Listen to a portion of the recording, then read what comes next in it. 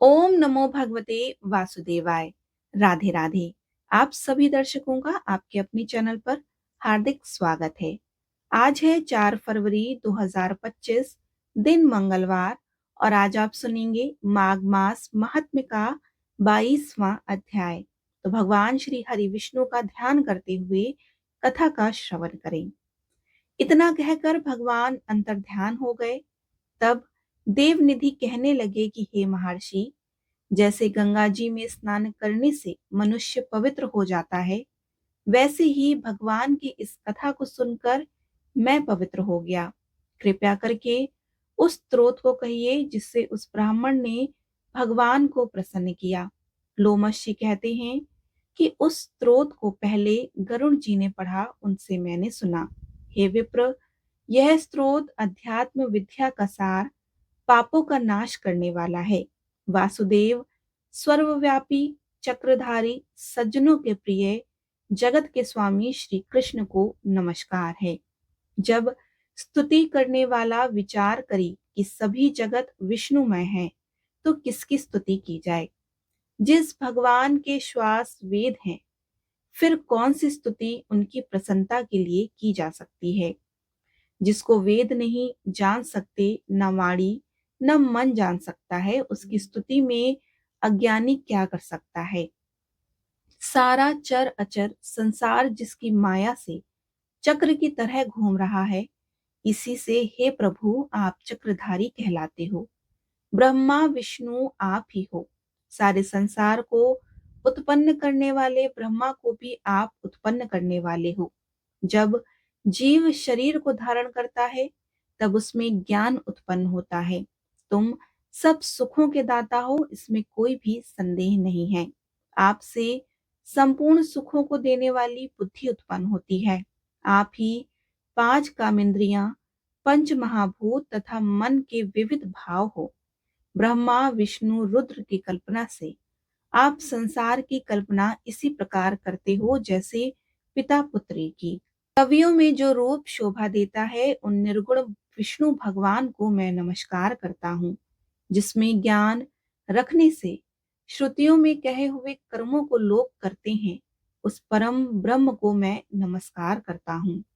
मैं उस सतरूपी हरि को, जिसको योगी लोग सब प्राणियों में आत्म रूप में देखते हैं, उपासना करते हैं, जिसको अद्वैत कहते हैं, वे गाते हैं और यज्ञ करते हुए उस माधव भगवान को मैं नमस्कार करता हूँ।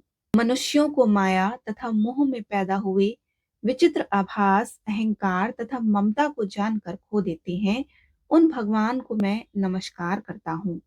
संसार में मनुष्यों के मोह रूपी वायु से सदा भभकने वाली ज्वाला आपके चरण कमल की छाया पहुंचने से भी नहीं जलती।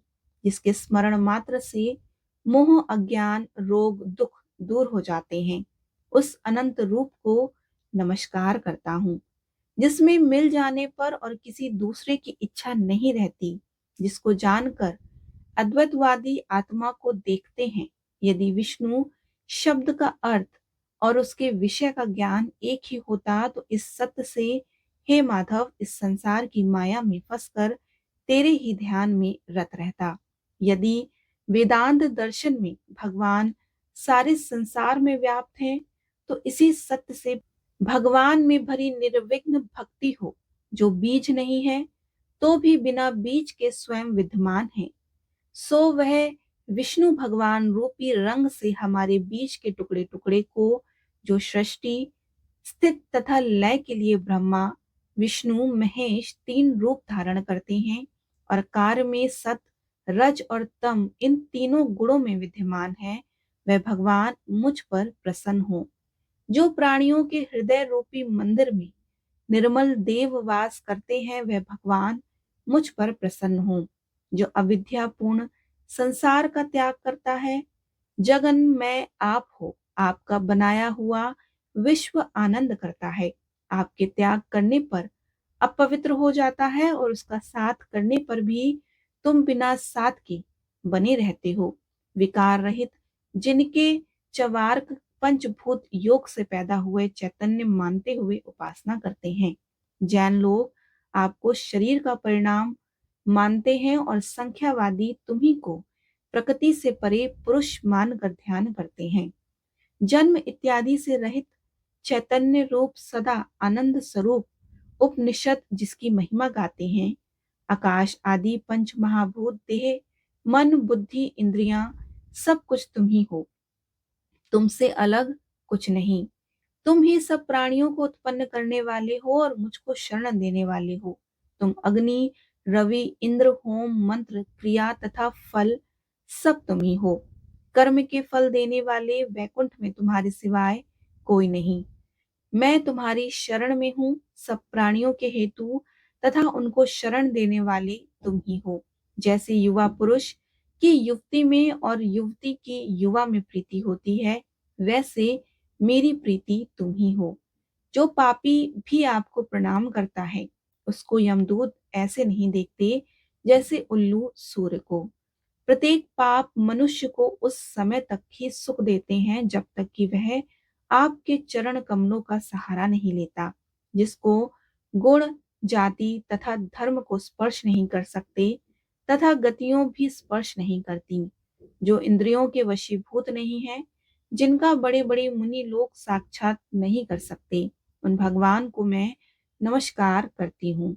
जितने ज्ञान रूपी सुंदर गुण हैं, जिन्होंने सुख स्वरूप मोक्ष रूपी लक्ष्मी का आलिंगन किया, जिन्होंने आत्म स्वरूप सुख भोगा है और जिन्होंने ध्यान रूप में मृत्यु को वश में कर लिया है, ऐसे मुनियों से सेवित भगवान को नमस्कार है। जो जन्म आदि से अलग हैं, जिनको काम क्रोध आदि दोष दुख नहीं देते, उन वासुदेव भगवान को मैं नमस्कार करती हूँ।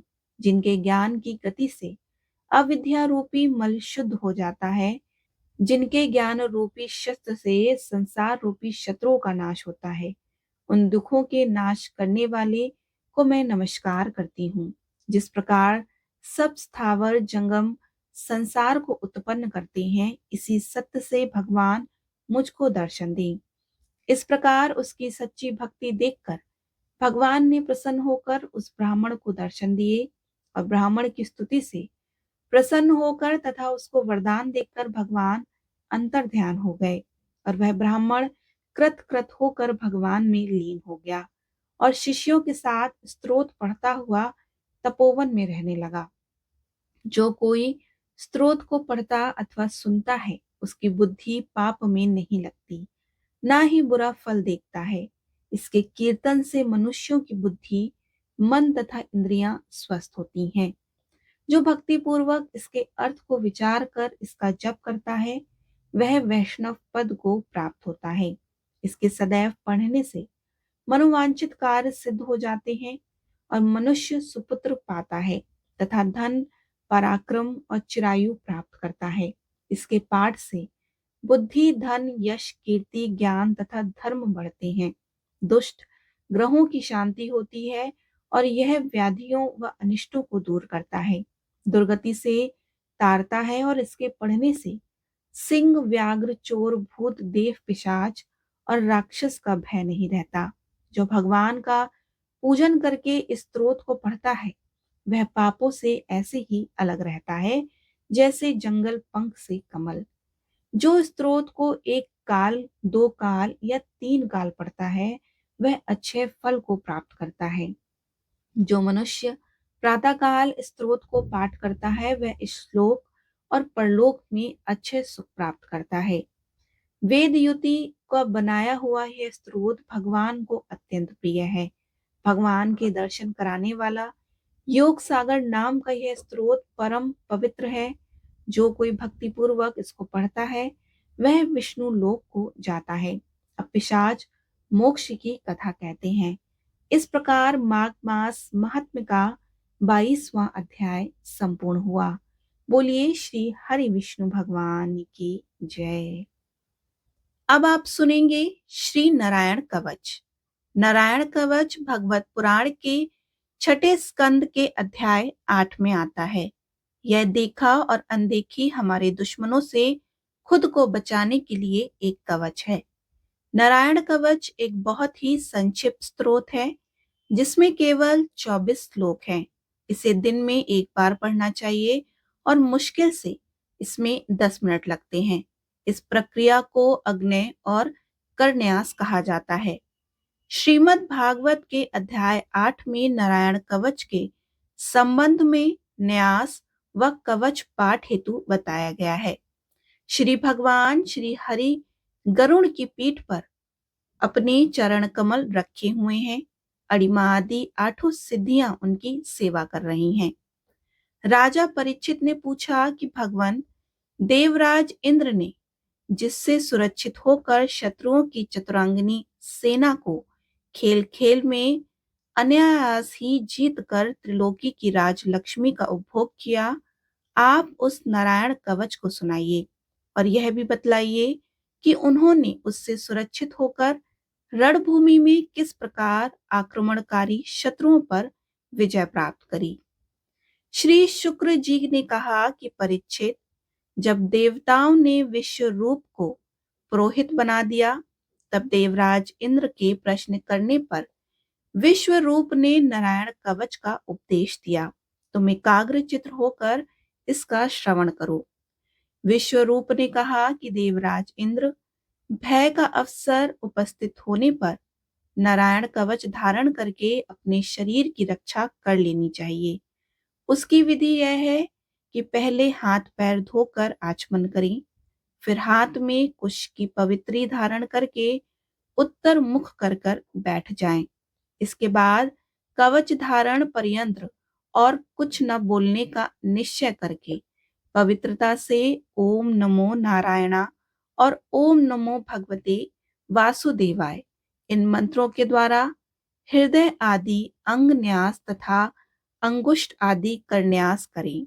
पहले ओम नमो नारायणाय इस अष्टाक्षर मंत्र के ओम आदि 8 अक्षरों का क्रमशः पैरों, घुटनों, जांघों, पेट, हृदय, वक्षस्थल, मुख और सिर में न्यास करें।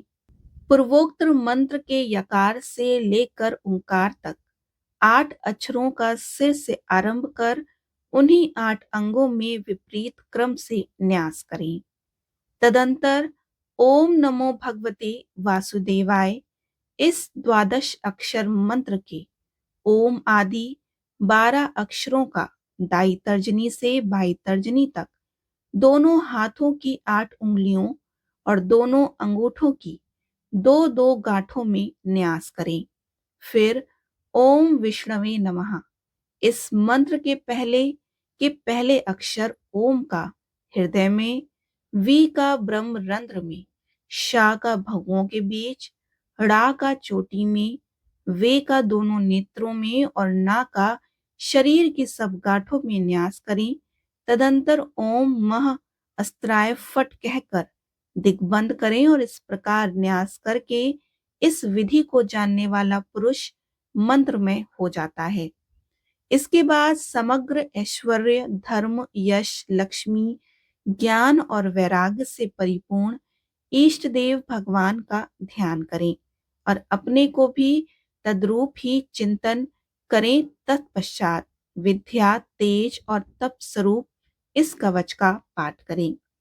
भगवान श्री हरि गरुड़ जी की पीठ पर अपने चरण कमल रखे हुए हैं। अणिमा आदि 8 सिद्धियां उनकी सेवा कर रही हैं।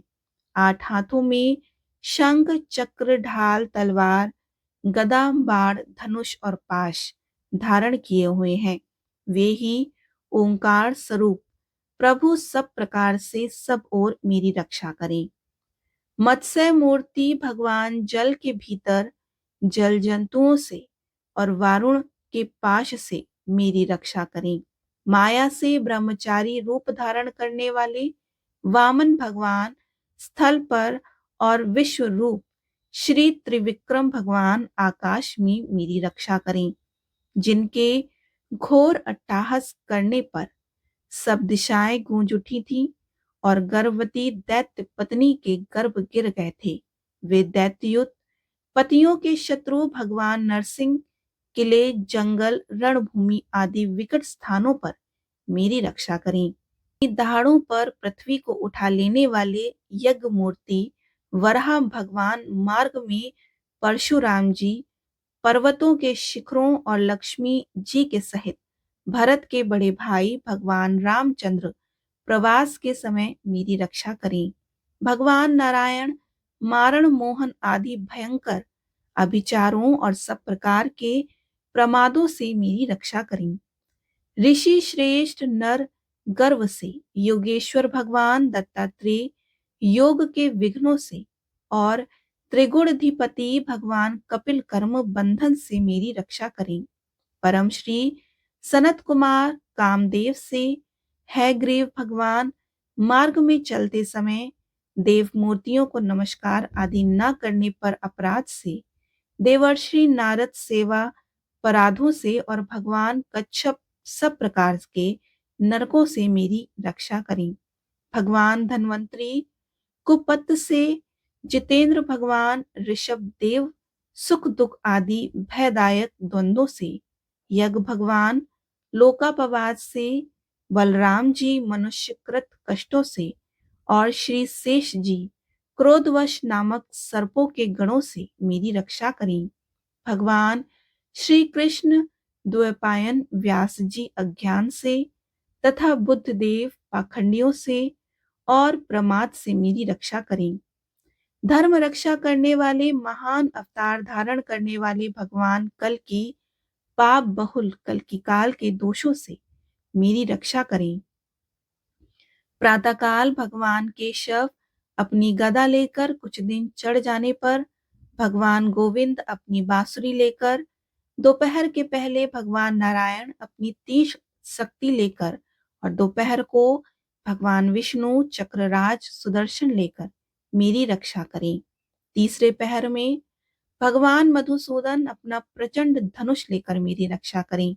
सायकाल में ब्रह्मा आदि त्रिमूर्तिधारी माधव, सूर्यास्त के बाद ऋषिकेश, अर्धरात्रि के पूर्व तथा अर्धरात्रि के समय अकेले भगवान पद्मनाभ मेरी रक्षा करें। रात्रि के पिछले पहर श्री वत्सलक्ष श्री हरि, उषा काल में खड्गधारी भगवान जनार्दन, सूर्योदय से पूर्व श्री दामोदर और संपूर्ण संध्याओं में कालमूर्ति भगवान विश्वेश्वर मेरी रक्षा करें। सुदर्शन आपका आकार चक्र की तरह है और आपके किनारे का भाग प्रलयकालीन अग्नि के समान अत्यंत तीव्र है। आप भगवान की प्रेरणा से सब ओर घूमते रहते हैं और जैसे आग वायु की सहायता से सूखे घास फूस को जला डालती है, वैसे ही आप हमारी शत्रु सेना को शीघ्र से शीघ्र जला दीजिए। कौमुद की गदा आपसे छूटने वाली चिंगारियों का स्पर्श वज्र के समान असहाय है। आप भगवान अजित की प्रिया हैं और मैं उनका सेवक हूँ। इसलिए आप कुष्मांड, विनायक, यक्ष, राक्षस, भूत और प्रेत आदि ग्रहों को भी अभी कुचल डालिए तथा मेरे शत्रुओं को चूर चूर कर दीजिए। शंख श्रेष्ठ, आप भगवान श्री कृष्ण के फूकने से भयंकर शब्द करके मेरे शत्रुओं का दिल दहला दीजिए एवं यातुन्धाम, प्रथम प्रेत मात्र का पिशाच तथा ब्रह्म राक्षस आदि भयावने प्राणियों को यहाँ से झटपट भगा दीजिए। भगवान की श्रेष्ठ तलवार, आपकी धार बहुत तीक्ष्ण है। आप भगवान की प्रेरणा से मेरे शत्रुओं को छिन्न भिन्न कर दीजिए। भगवान की प्यारी ढाल, आप में सैकड़ों चंद्रकार मंडल हैं। आप पाप दृष्टि, पापात्मा शत्रुओं की आंखें बंद कर दीजिए और उन्हें सदा के लिए अंधा बना दीजिए।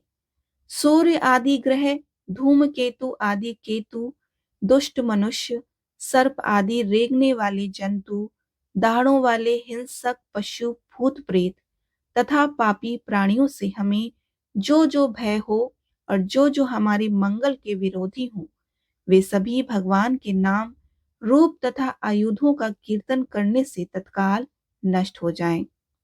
ब्रद रथांतर आदि सामवेदीय स्त्रोतों से जिनकी स्तुति की जाती है, वे वेद मूर्ति भगवान गरुण और विश्वसेन से अपने नामोच्चारण के प्रभाव से हमें सब प्रकार की विपत्तियों से बचाएं। श्री हरि का नाम रूप वाहन आयुध और श्रेष्ठ पाशर्द हमारी बुद्धि, इंद्रिय, मन और प्राणों को सब प्रकार की आपत्तियों से बचाएं। जितना भी कार्य अथवा कारण रूप जगत है वह वास्तव में भगवान ही है। इस सत्य के प्रभाव से हमारे सारे उपद्रव नष्ट हो जाएं। अर्थ लोग ब्रह्मा और आत्मा की एकता का अनुभव कर चुके हैं। उनकी दृष्टि में भगवान का स्वरूप समस्त विकल्पों से रहित है, भेदों से रहित है, फिर भी वे अपनी माया शक्ति के द्वारा भूषण, आयुध और रूप नामक शक्तियों को धारण करते हैं। यह बात निश्चित रूप से सत्य है।